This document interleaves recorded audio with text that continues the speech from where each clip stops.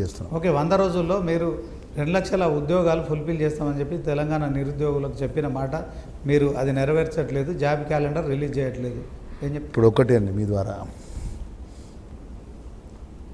ప్రపంచంలో ఎవరైనా కూడా ఏ ప్రభుత్వాలు అయినా కూడా నడపాలంటే ఆర్థిక పరిపుష్టిత, ఏ ప్రభుత్వమైనా కూడా ఆర్థికంగా ఏ ప్రభుత్వాలు నడపాలన్నా ఆర్థికంగా ఉన్నటువంటి ఏదైతే వాళ్ళకున్న ప్రభుత్వాలకు ఉన్నటువంటి ఆ శక్తిని బట్టి ప్రభుత్వాలు నడుస్తాయి. ఇక 2014 నుంచి 18, 18 నుంచి 23 వరకు ఈ ఆర్థికాన్ని సంక్షోభాన్ని సృష్టించింది ఎవరు? దీనికి ఎవరు మూలం ఎవరు?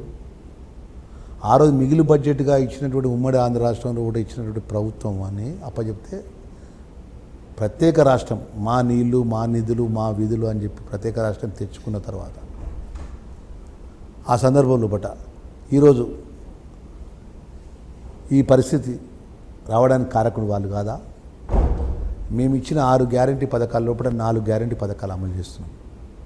ఇంకా 3 సంవత్సరాలు 2 నెలలు మాకు వ్యవధి ఉన్నది. తప్పకుండా 100% ఆ 2 గ్యారంటీ పథకాలు కూడా మా గౌరవ ముఖ్యమంత్రి గారి నేతృత్వం లోపల, మా రాహుల్ గాంధీ గారి యొక్క ఆలోచన పరంగా, పిసిసి అధ్యక్షులు ఏదైతే పార్టీ అధ్యక్షుల పరంగా ప్రజలకు ఇచ్చిన మాట అమలు చేసే విషయంలో మేము 100% అమలు చేస్తామనే ఒక నమ్మకంతో చెప్తున్నాం. మీరు కూడా ప్రభుత్వంలోకి వచ్చి 1.5 ఏళ్ళు అవుతుంది, ఇప్పటికీ 2 లక్షల కోట్ల అప్పులు చేశారు. కానీ ఆ 2 లక్షల కోట్ల అప్పుల విషయంలో మీరు ఎక్కడ ఒక డబుల్ బెడ్రూమ్ ఇల్లు నిర్మించలేదు, సాగునీటి ప్రాజెక్టును పూర్తి చేయలేదు అని చెప్పి ఆరోపణ చేస్తుంది. ఇప్పుడు ఏ నియోజకవర్గాన్ని పోదాం రమ్మనండి, ఎవరైతే ఆరోపణ చేసిన నాయకుని రమ్మనండి. సిరిసిల్ల పోదామా, కేటీఆర్ నియోజకవర్గం పోదామా, సిద్దిపేట హరీశ్రావు గారి నియోజకవర్గం పోదామా, రమ్మనండి. గజ్వేల్కైనా ఓకే, మాజీ ముఖ్యమంత్రి గారు గజ్వేలి.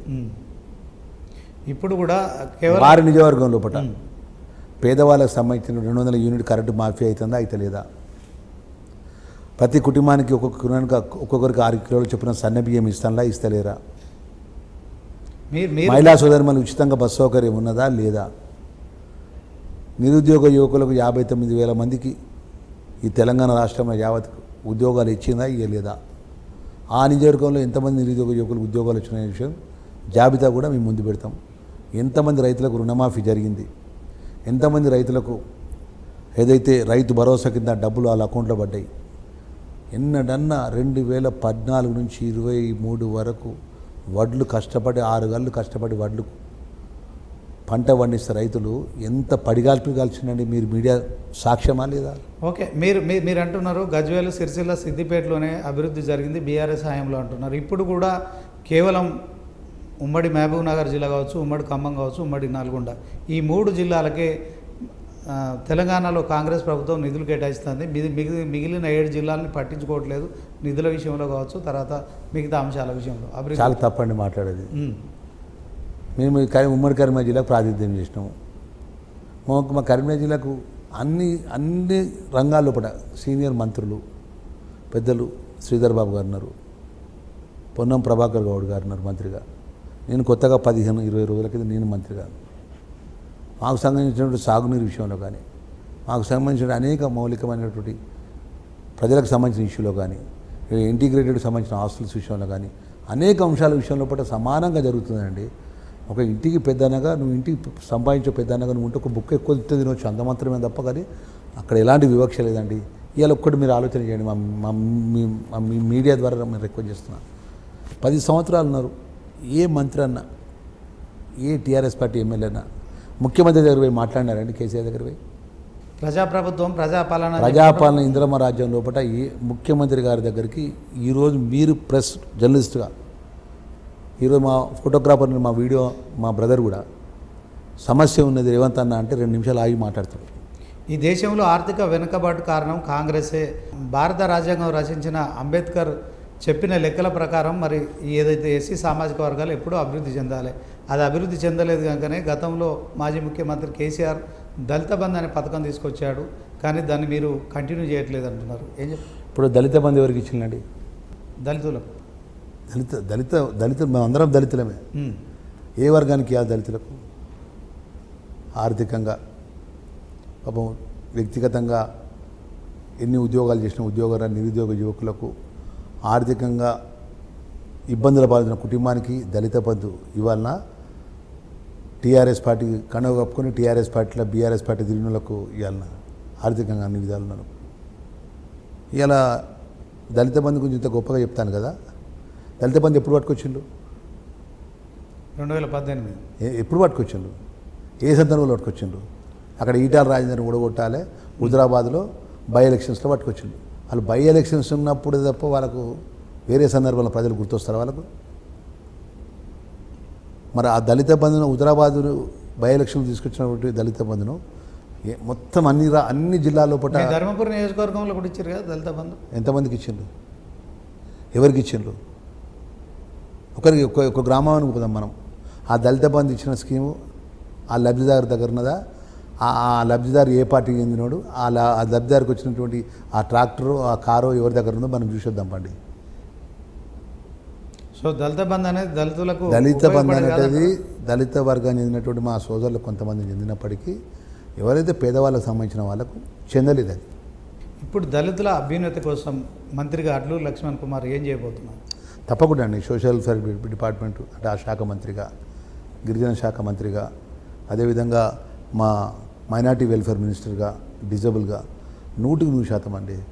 సుమారు రాష్ట్ర బడ్జెట్లో 28% బడ్జెట్ మా వెల్ఫేర్కి సంబంధించినటువంటి డిపార్ట్మెంట్ల ద్వారా మా వెల్ఫేర్ డిపార్ట్మెంట్ ఖర్చు పెట్టాల్సిన బడ్జెట్ మంత్రిగా మాకు బాధ్యతను ముఖ్యమంత్రి గారు మాకు అప్పచెప్పడం జరిగింది.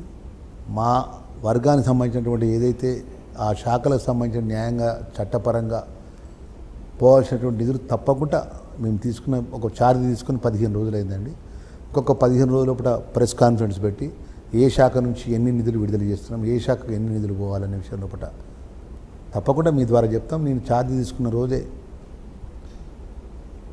ఎస్సీ డిపార్ట్మెంట్కి సంబంధించిన డాక్టర్ బిఆర్ అంబేద్కర్ ఓఆర్సీసీ అంటే బయటి దేశాలకు పోతున్నటువంటి మా విద్యార్థులకు, మా సోదరులకు కానీ సోదరిమణులు కానీ అమెరికా పోవాలని అమెరికా చదువుకున్న వాళ్ళకు సంవత్సరానికి 200 మంది కుటుంబాలకే విద్యార్థులకి స్టూడెంట్స్కి ఇచ్చే పరిస్థితిలో పాటు 500 మంది స్టూడెంట్స్కు అది పెంచడం జరిగింది.